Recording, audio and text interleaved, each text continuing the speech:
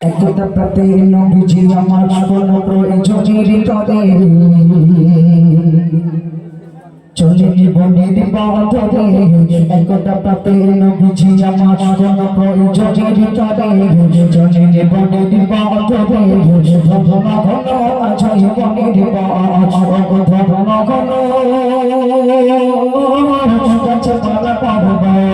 একতা প্রাতে নবীজি আমার কোন প্রয়োজনের তরে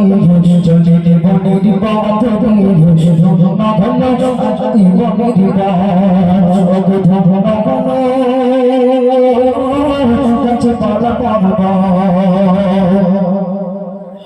বলি বলি রাধুর শরীর গাই বুঝে গান গাগে বিশ্ব খেলে দেবে চাচা জানুন বুঝির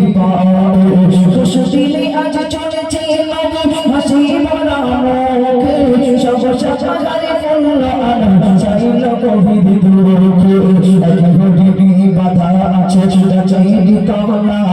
এক ঘড়ি বাধা আছে চাইলি কামনা বিশ্বটাও ছুটে যায় নবীর চোখে অশ্রু ঝরে যায় নবীর চোখে অশ্রু ঝরে যায়। একতা প্রাতে নবীজি আমার কোন প্রয়োজনের তরে চলেন বনের পথে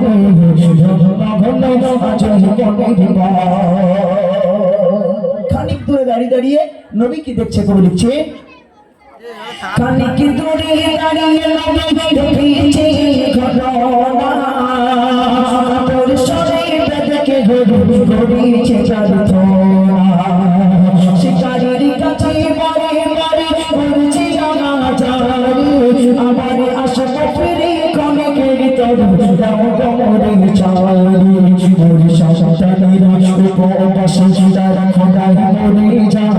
মোর সন্তানেরা উপবাসে তারা খোদায় মরে যায় আছে আমার অপেক্ষায় দুধ দিয়ে বই আসিব আমার দুধ দিয়ে ফিরে আসিব আমার। একতা প্রাতে নবীজি আমার কোন প্রয়োজনের তরে চলেনি বনের পথে ধর্ম হলো আজই বনের পথ। মজার বিষয় দেখো সেই শিকারীর কাছে হরিণটি হাত জোড় করে বলছে ও শিকারী ভাই তুমি আমাকে ছেড়ে দাও আমার ছোট্ট ছোট্ট মাসুম বাচ্চারা তারা অনাহারে আছে আমি তাদেরকে দুধ পান করিয়ে আবার তোমার কাছে এসে ধরা দেব। কিন্তু মূর্খ শিকারী সে তো আর হরিণের ভাষা বোঝে না তাই সে বেঁধে রেখে যখন চলে গেল দয়ার নবী দোজাহানের বাদশাহ তিনি কি করছেন কবি লিখছে শোনো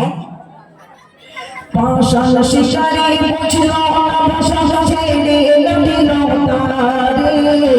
আরে নির্দয় ভাবে বাঁধিয়া চলল সে পথে হরিণের ব্যথা বুঝিয়া নবী ব্যথিত হলেন মনে পাগল বেশে নবীজি গেলেন শিকারীর সন্ধানে শিকারী বলিল নবী ও শিকারী ভাই শিকারী বলিল নবী ও শিকারী ভাই বেঁধে রাখো আমার যতক্ষণ না হরি ফিরে না আসে আবার যতক্ষণ না হরি ফিরে না আসে আবার। একতা প্রাতে নবীজি আমার কোন প্রয়োজনের তরে চলেনি বনের পথে ধর্ম হলো আজই বনের পথ। দয়ার নবী মায়ার নবী এগিয়ে গেলেন শিকারীর কাছে হাত জোড় করে বললেন শিকারী ভাই তুমি আমাকে বেঁধে রাখো বিনিময়ে হরিণটিকে ছেড়ে দাও কারণ হরিণের ছোট্ট ছোট্ট বাচ্চারা তারা অনাহারে আছে তাদেরকে দুধ পান করিয়ে আবার তোমার কাছে ফিরে আসবে। মূর্খ শিকারী বিশ্ব নবীকে না চিনে অট্ট হাসি এসে নবীকে কি বলছে কবি লিখছে শোনো মূর্খ শিকারী বলিল পাগলি এমন দেখিনি এই জীবনে আরে বনের পশু ছাড়া পেলে কি ধরা দেয়ার জানি বলিল নবী গো শিকারী যে আসিতে ফিরিয়া যতক্ষণ আসে রাখো আমার কাছেতে বাঁধিয়া মূর্খ শিকারী নবীজিকে মনে বাঁধিল গাছে মূর্খ শিকারী নবীজিকে মনে বাঁধিল গাছে হরিণ কাঁদিয়া ছোটে খোদার তো সেই সন্তানের টানে খোদার তো সেই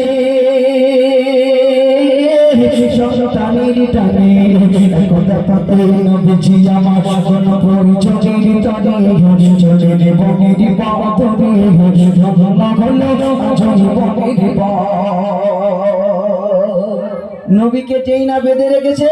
আর হরিণটিকে ছেড়ে দিয়েছে, হরিণটি শুধু ছুটছে আর পিছন দিকে ফিরে ফিরে দেখছে, আরে আজ আমার ছোট্ট ছোট্ট বাচ্চাদের কারণে দোজাহানের বাদশা রাহমাতাল লিল আলামিন তাকে গাছের সঙ্গে বাঁধলো। আজ আমার ছোট্ট ছোট্ট বাচ্চাদের কথা ভেবে সে নিজে জামিন হলো। ছুটছে ছুটতে ছুটতে ছুটতে ছুটতে তার ছোট্ট ছোট্ট বাচ্চাদের কাছে পৌঁছে গিয়ে বলছো, আমার সোনার মানিকিনা তাড়াতাড়ি করে দুধ পান করে নাও, কারণ তোমাদের কারণে আজ আমি রাহমাতাল লিল আলামিন দয়ার নবীকে আমি জামিন করে এসেছি, আমাকে এখনই ফিরে যেতে হবে সেই শিকারীর কাছে। তখন সেই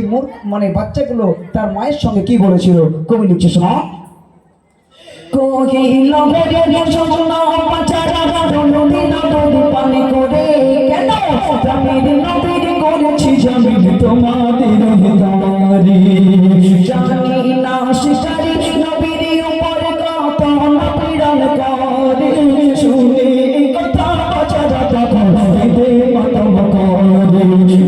সর্বনাশ করে ক্ষমা মদিহি তবে বলে কি সর্বনাশ করে ক্ষমা মদিহি তবে তুমি কেন ফিরে এলে প্রাণের নবীর জামিন করে প্রাণের নবী জামিন করে নবীজি আমার কোন প্রয়োজনের তরে চলে বনের পাতরে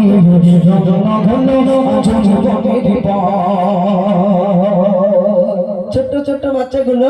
মায়ের সঙ্গে মান অভিমান করছে আর বলছে, মা তুমি আমাদেরকে দুধ পান করাতে বিশ্ব নবীকে জামিন করে এসেছো। ও আমার মা জননী, আমরা না খেয়ে মরে যেতাম, কিন্তু নবীকে জামিন করে আমাদেরকে দুধ পান করাতে এসে তুমি ঠিক করো না। একটু জোরে বলুন সুবহানাল্লাহ। আমাদেরকে দুধ পান করাতে এসেছো, তোমার দুধ আমরা খাবো না। একটু জোরে বলুন সুবহানাল্লাহ। ছোট্ট ছোট্ট বাচ্চারা তার মায়ের সঙ্গে কেমন করে মান অভিমান করছে, কবি লিখছেন, খাবো না খাবো না যাবো না মা তোর কোলে, কেন আর তাড়াতাড়ি চলে নবীর পদ ধরে তুমি চরণ ধরণ গবে ক্ষমা চাইব চরণ ধরে মোদের তরে আপনাকে আজবাদের গাছের পরে বাচ্চা সহ হরিণ নবীর চরণে লৌটায়, বাচ্চা সহ হরিণ নবীর চরণে লৌটায়, সুতে কদম ভিজে যায়, শিকারি দেখে অবাক হয়ে যায়, শিকারি দেখে অবাক হয়ে যায়। নবীজি আমার কোন প্রয়োজনের তরে চলে বনের পাতরে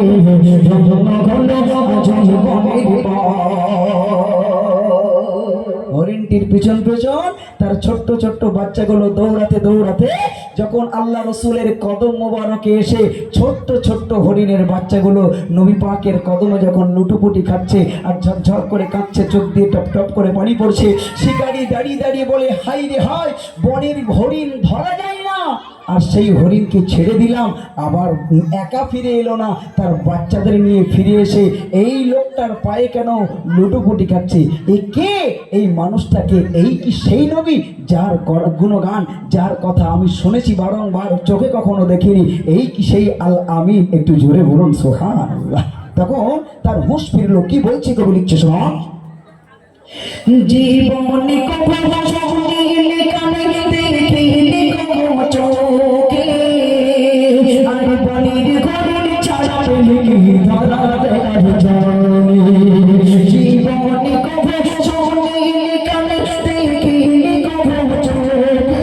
হরিণের সাথে কাঁদিছে মানুষ সমবেদনার শোকে,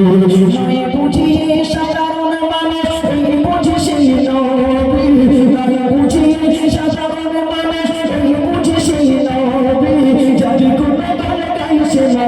আকাশে বাতাসে ঝরবি, মনের কালিমা বুঝলো এবার শিকারি করে খায় খায়, মনের কালিমা বুঝলো এবার শিকারি করে খায় খায়, নবীর বাঁধন খুলে দেয়, কেঁদে নবীর চরণে লুটায়, কেঁদে নবীর